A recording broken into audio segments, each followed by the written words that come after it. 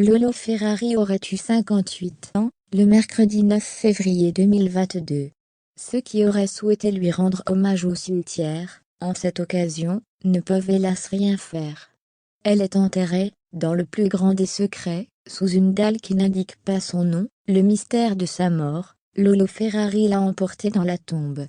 Le 5 mars 2000, Ève Valois de son vrai nom, a été retrouvée sans vie à son domicile dans d'étranges circonstances.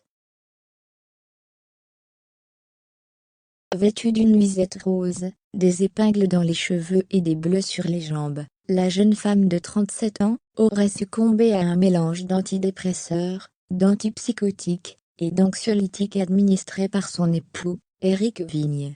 Et bien qu'elle ait émis quelques dernières volontés avant de pousser son dernier souffle, aucune d'elles n'a été respectée.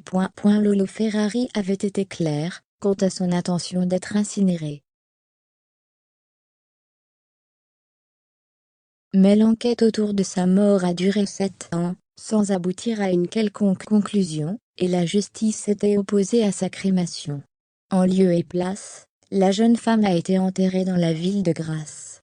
Ses implants mammaires, qui lui avaient valu son célèbre tour de poitrine de 130 cm, avaient été prélevés avant qu'elle ne rejoigne son ultime demeure. Pour l'image de la ville. Malheureusement, personne ne peut se recueillir sur sa sépulture, si ce n'est ceux qui sont dans la confidence. Son nom n'apparaît tout simplement pas sur sa pierre tombale, pour des raisons pas très éthiques. Tout le monde s'en fout aujourd'hui, expliquait un employé du cimetière des Rouméguières au journal Le Monde, lors d'une longue enquête menée en 2020. La volonté de la famille est de ne pas communiquer. Oui, mais pas seulement. Si vous pouviez éviter d'écrire dans votre article qu'elle est enterrée ici, pour l'image de la ville, précisez ce même témoin.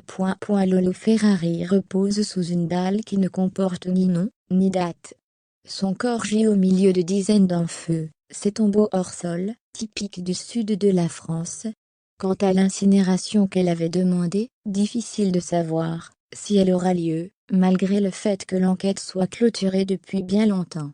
Je vais probablement le faire, expliquait Éric Vigne, son ancien époux, il y a 2 ans. Mais ce n'est pas urgent. Maintenant son corps est largement abîmé. Donc ça ne sert pas à grand-chose de le faire.